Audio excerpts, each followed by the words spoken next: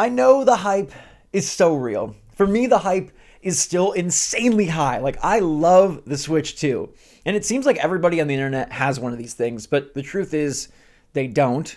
Not everyone has been able to find one. Not everyone wants to get one. Not everyone's decided. Not everyone can afford one right now. And before you go and drop $500 on the Switch 2 or $100 after tax on the Pro Controller 2, you got to ask yourself, is this really the right purchase for me at this moment? So today we're going to break down exactly who the Switch 2 is for, who's going to get the most enjoyment out of it, and who might rather wait, who's going to get the most out of the Pro Controller 2, and if it's worth dropping $85 retail on this versus another game or something else. So no fluff, no fanboyism, just straight honest truth from me after playing this thing nonstop for the past 24 hours. So what's going on, everybody? It's Zach from Switch Force. I'm having a blast. I love it, but I know that there's a lot of different game players out there. There's a lot of different Nintendo fans and not Nintendo fans out there. In fact, you're reading a lot of hate popping up right now. They're like, it's not really that great. We're at that point in the launch where it's like, okay, the hype and now like the hate, and then it's going to be right back to hype. But the Switch 2 has been phenomenal for me as a massive lifelong Nintendo fan, somebody who's going to play every genre of game, all the first parties, all the third parties, all the indies. But let me tell you right off the bat who this console is not probably right for right now, and who's going to feel like, you know what, I spent $500 and I'm disappointed. If you're expecting this to be a revolution, a brand new feeling, it's going to rejuvenate the way games are played, you are in the wrong spot. And frankly, outside of the Switch 1, no new game console in the last decade has done that. Whether it's a Pro version or a full PS4 to PS5, you're getting better graphics, better power, more memory, the ability to load faster, swap between games, and bigger worlds, more multiplayer. You're not really getting a revolution. For some reason, people associate revolution with Nintendo, and rightfully so, because the Switch 1 did that. The Switch 2 doesn't revolutionize it, it improves it. It makes it better. Some might say it perfects it, and I'm getting close to feeling that way.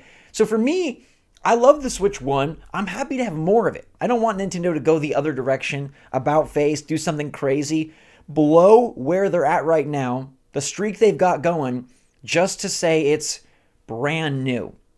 You can do new and make it better and improved, and that's really what the Switch 2 is. So if you're expecting it to be like dramatically different, hugely different, it's not that. And the same can be said for the Pro Controller 2. The Pro Controller 2 is not dramatically different. In fact, I think you might be surprised at my overall take on the Pro Controller 2, but let's get back to the Switch 2.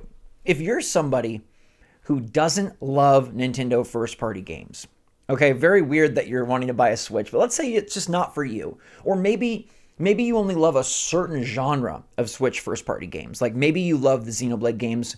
Maybe you love Animal Crossing. Maybe you don't really cross over into a lot of other genres. Maybe Mario Kart doesn't really seem like it's for you. Maybe it's not something you're going to do with your friends and family. I could absolutely see waiting. I'd say if you're a story-based single-player gamer right now and you have another console, I think you might find the Switch 2 underwhelming at first. Like, it's great to hold. I think you'll feel that. I don't know how you could disagree that it doesn't feel great. The screen doesn't feel great. The screen doesn't look great.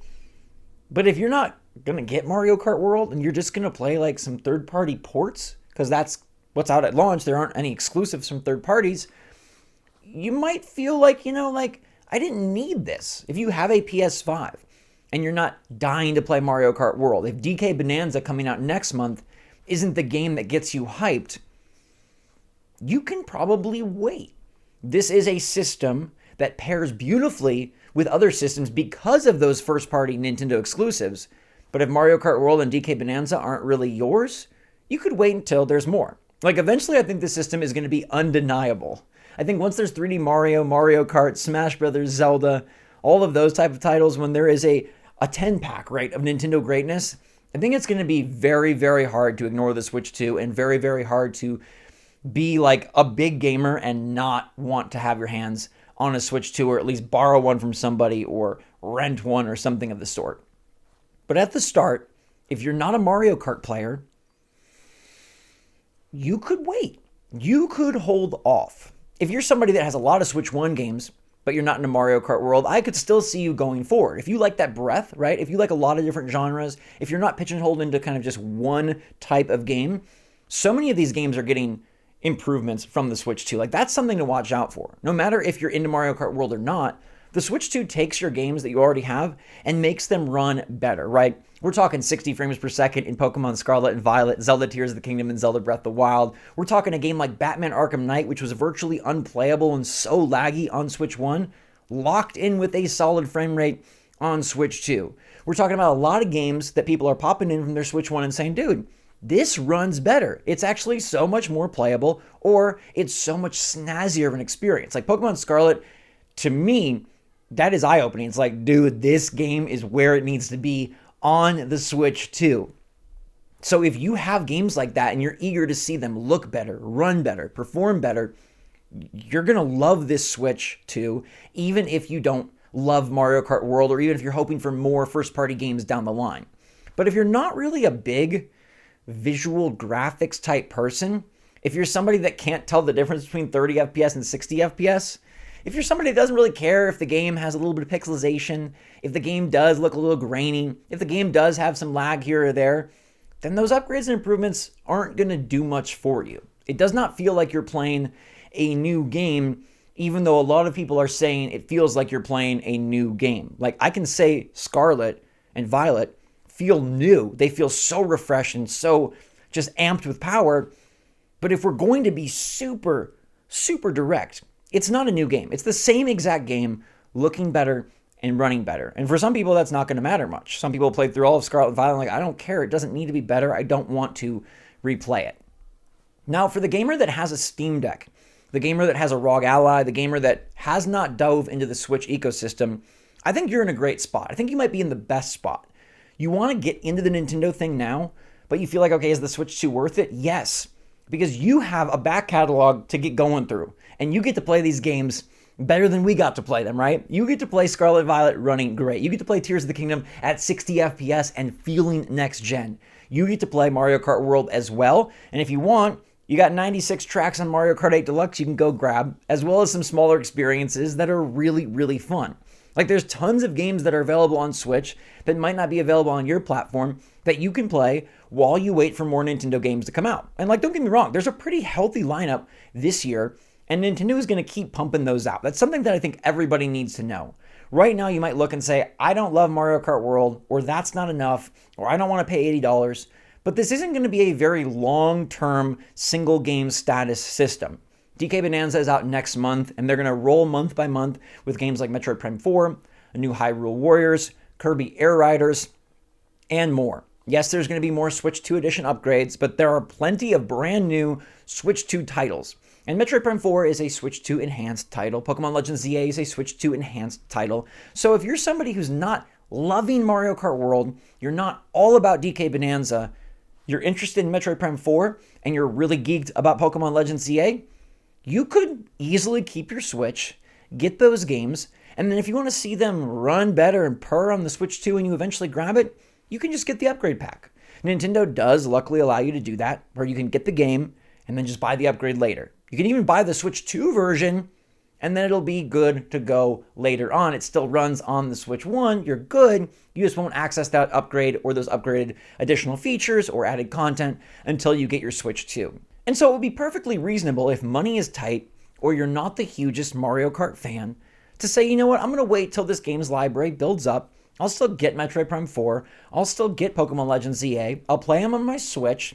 And then when I'm ready, when I have the money, when I have a holiday, when I've saved some stuff up, when me and my friend can go in together, we'll get a Switch 2 and it'll feel great because there will be even more games, even more features, even more to do.